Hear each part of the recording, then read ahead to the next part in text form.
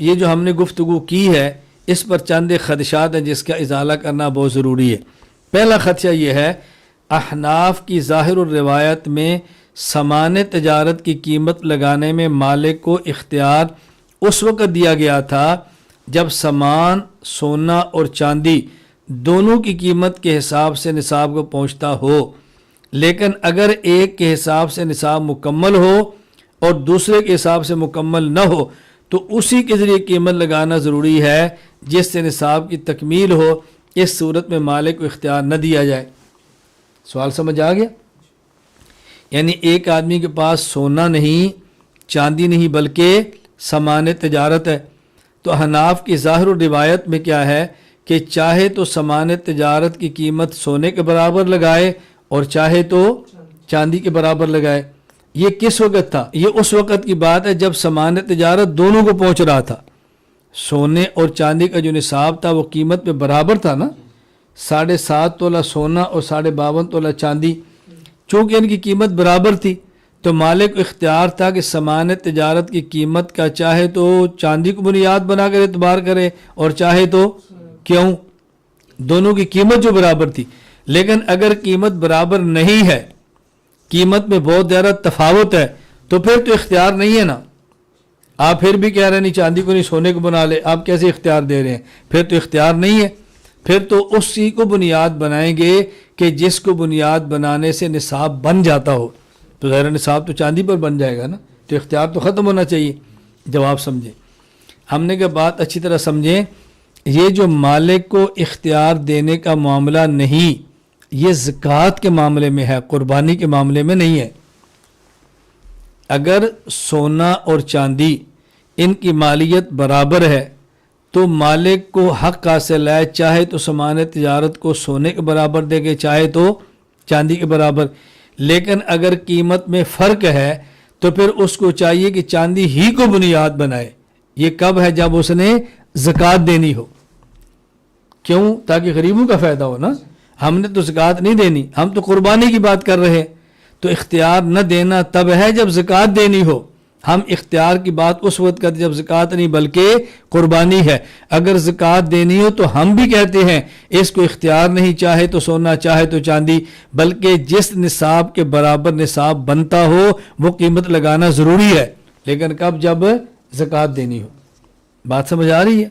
دیکھو، کہتے ہیں امام ابو المظفر اسد بن محمد بن حسین فرماتے ہیں والفرق ان المقصود من الزکاة سد الخلت بدفع الحاجہ بدلیل ان وجبت الاجل الحاجہ وکذالک لیس کذالک الاضحیہ لان المقصود منها اراقۃ الدم بدلیل، چونکہ زکوٰۃ کا مقصد فقراء کی حاجت براری ہے، اس لیے زکوٰۃ کے باب میں تو سامان سونا اور چاندی میں سے جس کی قیمت کو پہلے پہنچتا ہو اسی کے حساب سے نصاب کی تکمیل کی جائے گی اور زکوٰۃ ادا کی جائے گی۔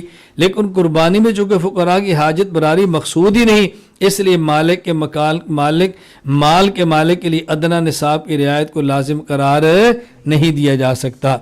دوسری بات سمجھیں، دیکھیں یہ بات واضح ہے کہ رسول اللہ صلی اللہ علیہ وسلم کے دور میں سونے اور چاندی کے نصاب میں فرق نہیں تھا، قریب قریب تھے۔ وقت کے ساتھ ساتھ یہ فرق مارز وجود کے اندر آیا۔ ظاہر روایت جو ہم نے احناف کی پیش کی ہے اس میں اختیار کی وجہ بھی یہی تھی کہ جب دونوں نصابوں میں باہمی یعنی تقریباً مساوات ہے، قریب قریب ہے، تو چاہے تو سونے کے برابر دیکھ لے اور چاہے تو چاندی کو دیکھ لے۔ اس لیے مشائخ حنفیہ نے اپنے اپنے ادوار میں مال کی چاندی کے نصاب کو پہنچنے صورت میں وجوب زکوٰۃ کا حکم لگایا ہے، اگرچہ مال سونے کے نصاب کو نہ پہنچے۔ تو اس کی جو وجہ سمجھ میں آتی ہے وہ یہ کہ ان کے ادوار میں بھی سونے اور چاندی کے نصاب میں تفاوت معمولی بلکہ نہ ہونے کے برابر تھا، اور چونکہ انفع الفقراء کی قید ملحوظ تھی اس لیے انہوں نے اس معمولی فرق کو قابل اعتنا نہ سمجھتے ہوئے حد درجہ احتیاط کے پیش نظر چاندی ہی کے نصاب معیار قرار دے دیا۔ ان کے ادوار میں چاندی کے نصاب کو معیار مقرر کرنے میں عوام کے لیے حرج بھی لازم نہ آتا تھا، لیکن آج کل کے دور میں سونے اور چاندی کے نصاب میں تفاوت بہت زیادہ ہو چکا ہے۔ اب اگر عدم تخییر کے قول ہی کو متعین قرار دیا جائے تو عوام کو سخت حرج کا سامنا ہوگا۔ بعض فقہا نے انفل الفقراء کے مقصد کے پیش نظر جو چاندی کا نصاب متعین فرمایا تھا وہ مقصد اب اذر للفقراء بن جائے گا، اس لیے کہ آج کے دور میں سونے کے نصاب کو معیار قرار دینا مشائخ حنفیہ ہی کے مقصود کی ترجمانی اور انفل الفقراء کی تکمیل ہے، ان کے مقاصد ہرگز خروج نہیں ہے۔ اب دوسرا خدشہ کیا ہے، توجہ رکھنا۔ فقہا کہتے ہیں کہ اگر تو سونا ہے تو نصاب سونا ہوگا، اگر کسی کے پاس صرف چاندی ہے تو یہ دیکھیں گے چاندی 52.5 تولہ برابر ہے تو زکوٰۃ ہے، نہیں ہے تو نہیں ہے۔ اگر سونا یا چاندی نہیں بلکہ سامان تجارت ہے، اب اس سامان تجارت کی قیمت لگائیں گے، چاہے تو سونے کے برابر چاہے تو چاندی کے برابر، کب؟ جب سونا اور چاندی کی قیمت آپس میں برابر ہو۔ لیکن اگر سامان تجارت کی قیمت لگائیں وہ ایک نصاب کے برابر پہنچتا ہو اور دوسرے کے برابر نہ پہنچتا ہو تو جس نصاب کے برابر پہنچتا ہے اسی کے برابر اس کی تعیین کرنا ضروری ہے، اختیار نہیں دے سکتے۔ توجہ رکھنا، اس لیے کہ اس میں فقراء کا فائدہ ہے، اس لیے کہ فقراء کا فائدہ ہے۔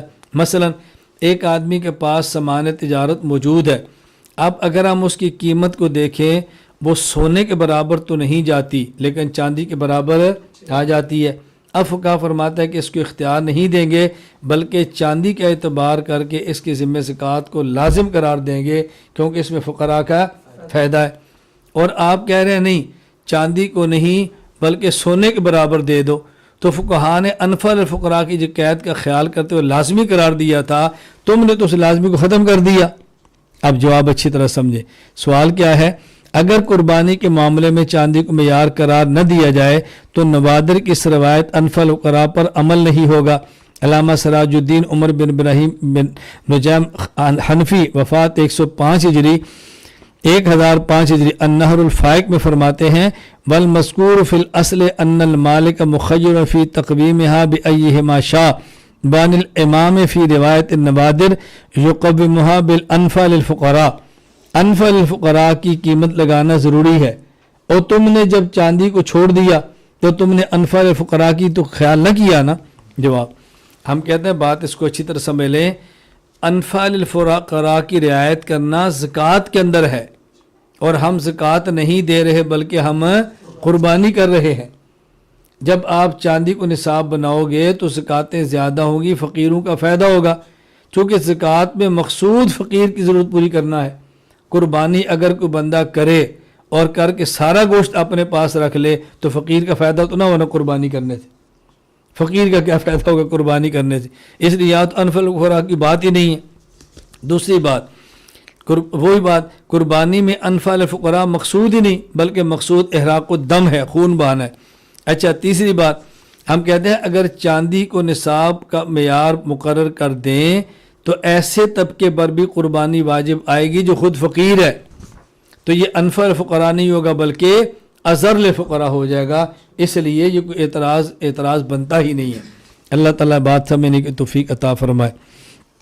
خلاصہ یہ ہے، اگر کسی کی ملکیت میں 7.5 تولہ سونا ہو تو قربانی واجب ہے، اگر کسی کی ملکیت میں صرف 52.5 تولہ چاندی ہو تب بھی قربانی واجب ہے، اور اگر کسی کی ملکیت میں سونا یا چاندی نہیں بلکہ سامان تجارت، کرنسی اور پیسے ہیں تو اب دیکھیں گے اگر اس کی قیمت 7.5 تولہ سونا کے برابر ہے تو قربانی واجب ہوگی، اگر اس کی قیمت 52.5 تولہ چاندی کے برابر ہے تو اس پر قربانی واجب نہیں ہوگی۔